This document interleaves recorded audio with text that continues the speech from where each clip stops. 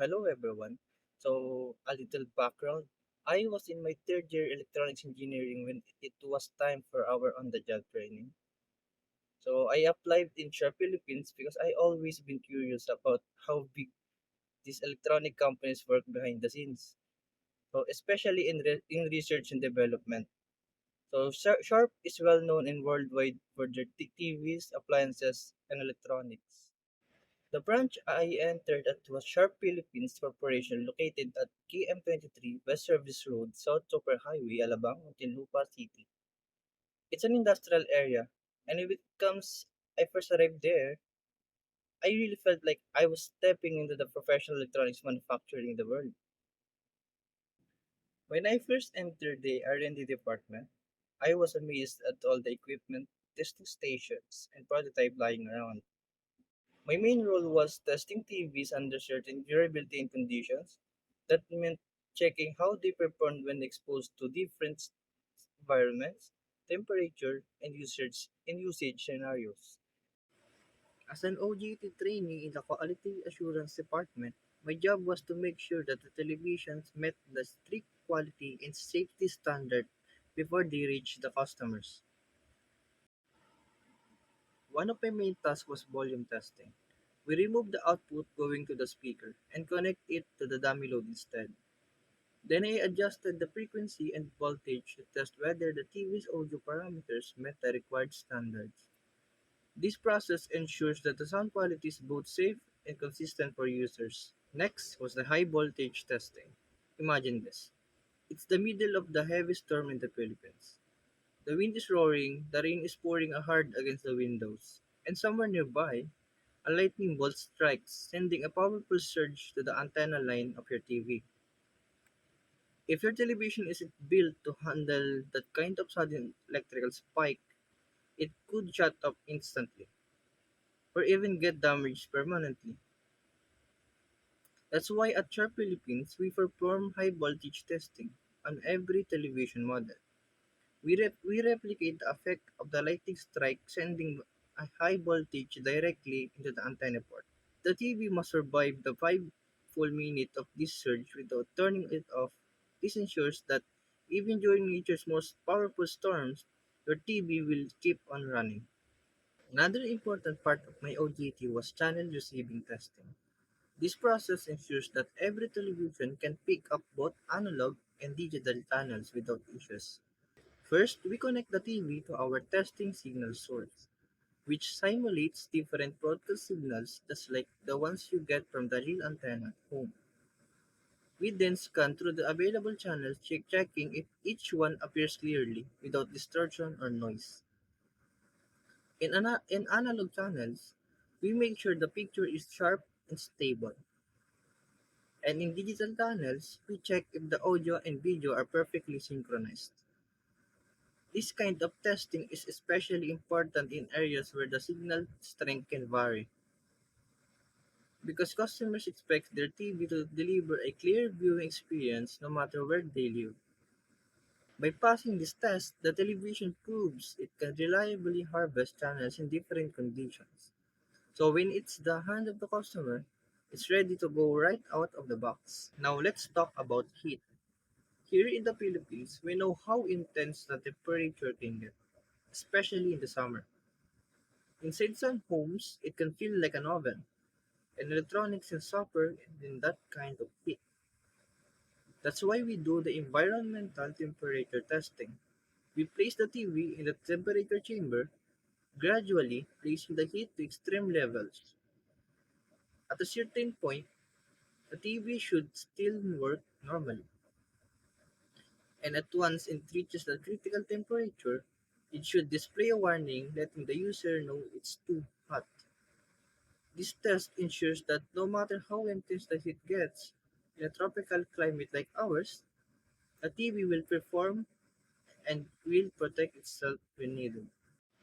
Finally, one of my regular tasks was TV input testing. And at first, it might sound simple, but it's actually a critical step in making sure customers get the most of their television. Think about it. TV today isn't just for watching free channels anymore. It's the hub of entertainment in most homes. People connect gaming consoles, DVD, USB drivers, laptops, sound system, and streaming devices. If even one of those input ports fails, it can ruin the entire user experience. In testing, I went through every single input: HDMI, USB, AV, antenna, and sometimes even specialized ports depending on the model. I connected every devices, played media, and checked if the TV could detect and play content flawlessly. After that, I would repeatedly turn on the TV and off during the process to see if the inputs would still work under repeated power cycles. Why we do this? Because in the real world, people don't handle their electronics in lab conditions. They plug in and unplug device all the time. They switch inputs in quickly, and they turn the TV on and off without thinking twice. Our job is to make sure that no matter how the customer uses it, even in ways we can predict, the TV, the TV input will stay reliable for years. This step might not be as dramatic as the high voltage or temperature testing, but it's just as important in ensuring that every Sharp TV meets the promise of the quality and durability before it leaves the factory. One of the most memorable part of my OJT at Sharp Philippines was when my supervisor assigned me a special project to design and build a remote control fan. This was just about electronics. It was also a test of leadership. I was tasked to lead my fellow OJT trainees, guiding them through every stage of the project. It challenged me to think not just a technician, but as a team leader. We began with designing the schematic in the Altium. I translated the idea into an actual circuit design, mapping out the microcontroller, IR receiver, relay driver, power connection, and motor control. This schematic served as our blueprint for the build. Next came Arduino coding. I wrote the program that would read the infrared signals from the remote, interpret them, and then send the correct commands to the control fan, whether it was turning it on, switching it off, or adjusting the speed. The code had to be clean, responsive, and fault-free to ensure the fan would respond instantly to the remote. From there, we sourced all the necessary parts, assembled the hardware, and tested each module individually. Of course, we encountered challenges like IR signal interference and relay timing issues, but I worked with my team to troubleshoot and solve them step by step. It was a proof that I could plan, design, code, and lead a technical team from start to finish. This project taught me how important it is to combine theory with hands-on skills, and how leadership in engineering means guiding both the process and the people behind it. One thing I realized is that working in a company like Sharp isn't just about the technical skills. Yes, I learned hands-on electronics like soldering, testing circuits, reading schematics, and troubleshooting. But I also learned soft skills like problem solving, adaptability, and time management. I also get a first-hand look at how products go from design to testing and final production. Seeing that process made me appreciate on how much work goes into even the smallest feature of a product.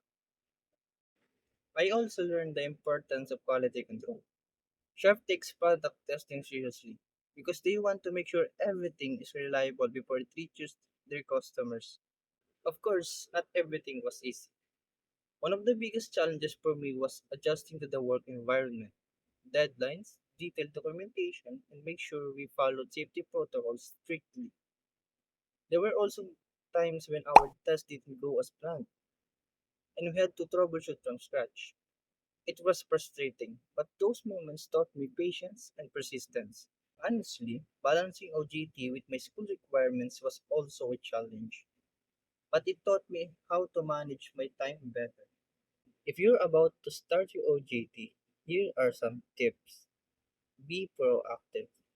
Don't wait for the task to be handed to you. Ask how you can help. Take notes.